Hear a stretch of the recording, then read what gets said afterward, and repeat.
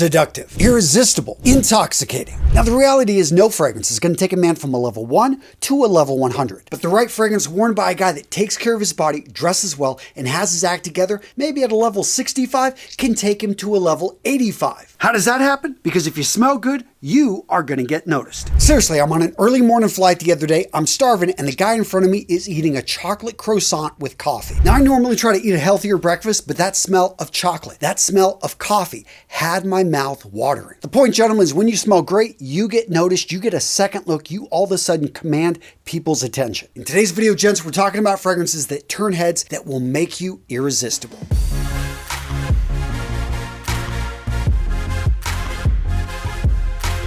Now, the first fragrance on this list comes from the house of Prada, but it is not Luna Rossa Carbon. Now, if we were doing a list of versatile, proven compliment getters, this one would definitely be on the list. And by the way, the reason this one gets so many compliments is the ambroxan. No, for today's video, I want something darker. I want something richer. And I came really close to going with Prada's Luna Rossa Black. This is an amber, musky, woody, powdery fragrance that, yes, you can wear during the cooler months, and it would have fit this list great if it wasn't for a newer release. The fragrance I'm talking about, gents, is Prada's brand new Luna Rossa Ocean Eau de Parfum. Now, do not confuse this with the EDT. This one smells very different. The EDT is more of an aromatic, musky, powdery, lavender-based fragrance, which again, similar to Luna Rossa Carbon, it's going to make this fragrance very versatile, but it's missing a key ingredient. Because what the EDP has is the sweetness, the dark, the richness. When we look at this fragrance, we look at the note breakout. At the top, we've got grapefruit. In the middle, we've got frankincense and woody notes. And at the base, most importantly, we've got vanilla and amber extreme. Those are the two notes I want to talk about. Gents, if you take nothing else from this video, I want you to understand how powerful of an aphrodisiac vanilla is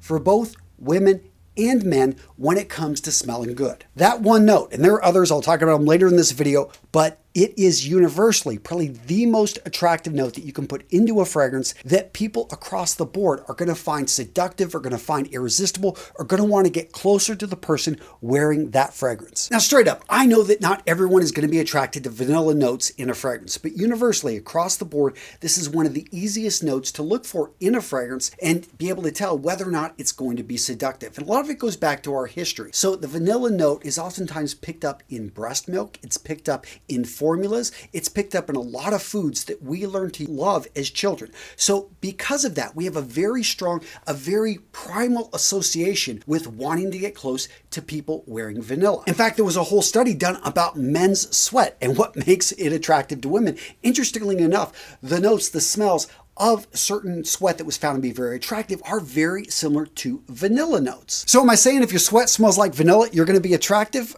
Maybe. Now, the point I'm trying to get across is that this particular note is one of the best indicators that this is probably going to be an attractive fragrance. That being said, you can mix it maybe with tobacco, and all of a sudden, it's going to be more of a polarizing fragrance that some people are going to absolutely love, others maybe not so much. Which, on a side note, Tom Ford's Tobacco Vanille is a very polarizing fragrance, so get your nose on it before you actually make a purchase. Now, the next fragrance on this list is going to be Jean-Paul Gaultier's Scandal pour Homme. Now, the top notes here are going to be clary sage and mandarin orange. In the middle, we've got caramel and tonka bean. And at the base, we have vetiver. Now, in case you're not familiar with tonka bean, this is going to give a little bit of a chocolate coffee type of smell, and that caramel. That right there in the middle, this is the key to this fragrance being so seductive, so attractive. It's sweet, it just is warm, it's inviting, and this one is a lady killer. So what about the Le Parfum? This one just came out, and if you want something that's less sweet, let's say the other one is a bit too cloying for you, you want something that's a bit toned down, more mature, this would be a good choice. In any case, when it comes to sweet fragrances, they're going to enhance your attractiveness. Guys, it's hard to go wrong with the house of Jean-Paul Gaultier. You can also look at the Le Male line. So Ultra Male, this one candy, basically cotton candy in a bottle. Too sweet for some guys. You could maybe even look at the brand new Elixir. This one's really good. But if I had to choose one in the Ultra Male line, I would go with the Le Parfum. The top notes on this fragrance are going to be cardamom. In the middle, we've got lavender and iris. And at the base, vanilla and both oriental and woody notes. Now, we've already talked about the power of vanilla, but that lavender note is also very attractive to most women. Now, of course, it depends on the person, and different people have different reactions to lavender, but in general, most people are going to find it an anxiety-relieving type of note. It just makes people more relaxed, more calm. Now, the next note I want to talk about that it seems most women absolutely love, especially during the winter, but you can still pull it off in the summer. I'm talking about cinnamon, and one of the best fragrances. You can go either with eau de parfum or just the regular Spicebomb Infrared. Now, for the original Spicebomb Infrared, at the top, we're going to see red fruits, pink pepper, saffron. In the middle, cinnamon, red pepper, and at the base, tobacco and benzoin. With the EDP, at the top, you're going to see cinnamon, chili pepper, and pink pepper. In the middle, chili pepper and leather. And at the base, resins and woody notes. But if I had to explain the difference in layman's terms, I would say the original has a little bit more of a tobacco scent. It's not present in the EDP, but the EDP is a bit spicier with that chili pepper note. In any case, both of them have very strong cinnamon notes. So gents, if you're looking for a cold weather fragrance that's going to get you compliments, look to either one of these. They'll get the job done. So let's change gears, because all the fragrances we've talked about up to this point are more for cooler weather. But if you're in a part of the world where it never gets cold, where it's always going to be tropical, it's always going to be warm, you have, a pretty humid, hot winter, then consider these fragrances if you want something that's green, something that's fresh, something that's seductive. So first up, I've got the Gucci Guilty Love Edition. And as you can tell right here,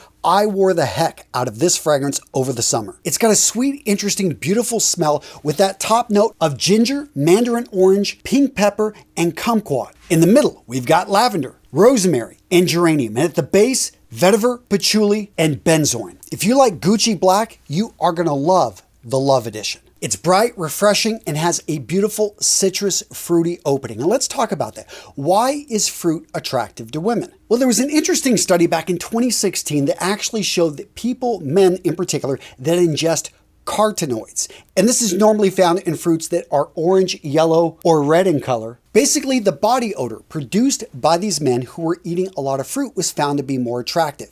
And so we're making a leap here, but in general, the smell of fruit is something that ladies find very attractive, especially in the warmer weather. On a side note, fruity fragrances also smell sweeter, so in general, yes, the ladies are attracted to sweet fragrances. And if you're a sucker for sweet fragrances with beautiful bottles that unfortunately don't last very long but can be found at a discount, check out the John Varvatos line. In particular, we've got the John Varvatos in Nick Jonas Crimson fragrance that I think is absolutely beautiful. It's a warm, spicy, amber, woody with a little bit of lavender. You have the typical notes that we would see, that bit of spice it's a beautiful fragrance, and it's got these fruit notes in it. I think it's unique, but again, it doesn't last too long. But if you can buy it at a discount, it's a good one. And by the way, they list coffee as a note, but sadly, I don't pick it up. The other one to check out is the John Varvatos XX 20 1010, whatever it is officially called. I'm not sure, but it does smell good. At the top, we've got red apple, black currant, and cardamom. In the middle, white violet, orange blossom, and geranium. And at the base, coffee, sandalwood, and cedar. Again, all those fruits, that sweetness mixed in with the coffee. And another note that the ladies love is sandalwood. Now, sandalwood you see in a wide variety of fragrances, very commonly used. I like lighter sandalwood fragrances, not heavy like Jupe or something like that, but this fragrance does it right. Again, the only drawback, it doesn't stick around but for a few hours. Now, this next fragrance totally surprised me when I picked it up just a couple weeks ago. It's brand new, and that is Coach's New Green. I wasn't expecting much from this fragrance, but I put on a few sprays. One, it had more projection and power than I expected, especially for a green-colored fragrance like this. But it was the kiwi note at the top. That's the reason it's on this list, because as soon as my wife smelled it, she's like, man, you smell really good, which for a guy that wears different fragrances every day is a great compliment. Now, at the top, besides the kiwi, we've also got bergamot in the middle. We've got rosemary and geranium, and at the base, cedar and moss. Now, don't let the moss turn you off. The moss is actually there for longevity and helps the fragrance to project, which now makes sense. Very attractive. It's an aromatic, just a really nice warmer weather fragrance. This isn't something you want to wear during the winter, but I like it because it's exactly what it is, and it's a Coach fragrance, so it's relatively easy to find. Now, gents, as I'm talking about notes, if this stuff interests you, how people can be affected by scent, you are going to love the project I'm working on over at Mission Fragrances. We're focused on the science of scent, how men can condition themselves to perform at peak state, to get themselves into the zone, into the right state of mind by simply putting on a fragrance. Gents, if this at all sounds interesting to you, use the link down in the description of today's video to go over to Mission Fragrances, sign up on the email list where you'll be notified and learn more about that project. Now, really quick, gentlemen, some honorable mentions. So we've got Ralph Lauren's Ralph's Club Elixir, Givenchy's Gentleman's Society, Creed's Millesime Imperial, Parfums de Marly's Herod, Angel Share by Kilian, and Azzaro's The Most Wanted. And that's something really quick I want to talk about. I know a lot of you guys are like, Antonio, why do you just talk about designer fragrances? Why not more like ultra niche fragrances from YouTubers, from creators, or from specialty houses? The reason being is I talk about fragrances I think the average guy can find if he's going to look at a discounter, if he's going to go into a box store, whether it be Walmart, whether it be Costco, whether it be Nordstrom's. I like to really stick to these type of fragrances I think the average guy can find. I personally love niche fragrances because when you're wearing something like this, you know that no one else in the room is going to be wearing it, but they are a little bit harder to find. Sometimes getting samples is a pain in the ass. And if you really want to learn a lot more about fragrances, down in the description of today's video, I'm going to link over to my fragrance channel that I go into a lot more detail. Well, at least I do a bunch of YouTube shorts on different fragrances. So if that's your thing, guys, check it out. I will link to the Centeno channel down in the description. Now, what about the House of Armani? So when it comes to seduction, when it comes to being more attractive, when it comes to an alluring scent, it's not going to be the brand new Parfum. This is a fine fragrance, but it's definitely not my top 5 of Acqua di Gio's. This one is. Absolute. This one flies under the radar, but the reason I'm putting it on this list is it's perhaps the sexiest of all the Acqua di Gio's. Acqua di Gio's in general are not considered the sexiest of all fragrances, but this one right here, if I had to choose one that is going to draw in the ladies, this would be it. Now, what about the Armani codes? You're going to see the new code that just came out, and this is a fine fragrance, reminds a lot of people of the original, but again, look to the Absolu. This one, a very strong vanilla note. It's got great longevity. It still has the same code DNA. Code fragrances, though, have kind of gone in and out. Some people feel they're a bit dated. I think the Absolu is an under the radar. You know, you're looking at Eros now. Check out the Absolu. This one is a great clubbing fragrance. And I know technically this one is Emporium Armani, but I'm going to include it right here on this list with the other Armanis.